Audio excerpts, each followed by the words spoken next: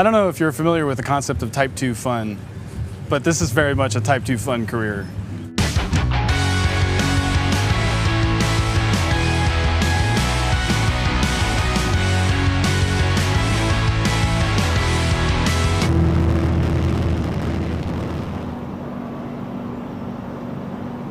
My name's Luke Stafford. I'm lead structures test engineer here. I lead a team of engineers and technicians that perform all sorts of structural testing for the Alpha program, Eclipse, Blue Ghost, and everything else that we build here.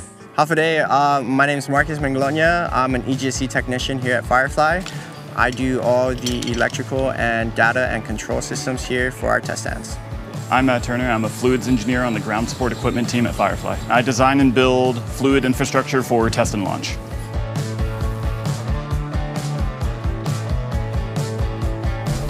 So this is test stand 6. Out here we do lots of testing for the Eclipse program. That includes the composites manufacturing barrels that you see and all sorts of ground support equipment that's going to end up at the launch site eventually. So yeah, what makes TS6 unique is it's big and powerful. Everything out here was built robust and heavy because it has to handle the loads of huge launch vehicle that we're trying to create.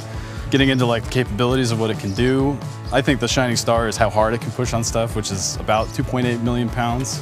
It's about 10 or so train engines, which is pretty exciting. The fluid systems we have at TS6 are a water system, a liquid nitrogen system, a gaseous nitrogen system, and a gaseous helium system.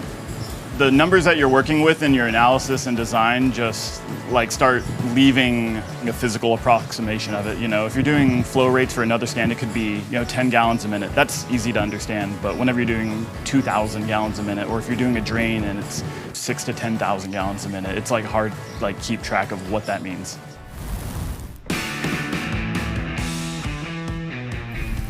So engine bay is the aft structural segment for Eclipse, and it features 7 separate individual engine bays within it that we colloquially name engine bay, right?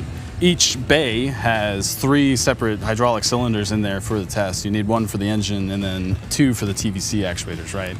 So along with that, you also need the big actuators on the outside to counteract the load from the engines, right? So in total, you end up with about 35 individually controlled actuators that we had to design our system to be able to do, which was a super exciting, challenging project.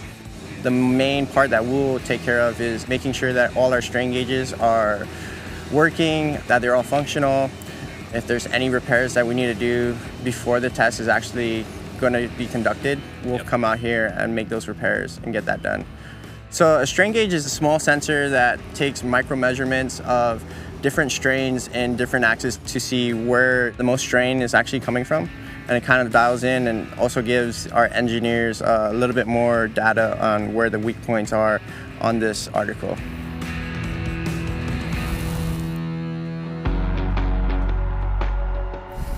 So I've been here about 2 years now, and when I first came here, this was just nothing but dirt. And actually being able to see it turn from concrete slab to an actual full-size tower and being able to test these articles was pretty amazing. TS6 was built in phases, depending on the test article that was coming out. So we would make sure that the test stand is always ready to accept an article, no matter what. Whenever I started on this project in 2023, this was a field, just a blank field, no concrete, no gravel, nothing at all. And within about a year and a half, we have what we have now. Yeah, I was over here at the sidelines cheering everyone on, and coming from TS4 where I did a lot more of the design and the construction, my actual self, getting to advise those guys who were building this place and say, yeah, these are the pitfalls I saw over there, try to maybe do it this way over here. And the speed at which our world-class GSE team was able to put all that stuff together with just a little nudge here and there from me was insane. It was really cool. Yeah, it's an intense process going through. You're juggling so many balls, trying to make sure that nothing gets forgotten while you're carrying through all this work. It ends up being really rewarding at the end, especially seeing a test article come on. You know, while you have all the structures built and you have the fluid systems in place, you really get a great sense of reward seeing the test article getting put on, especially running it through its paces and actually actively testing. I don't know if you're familiar with the concept of Type 2 fun, but this is very much a Type 2 fun career.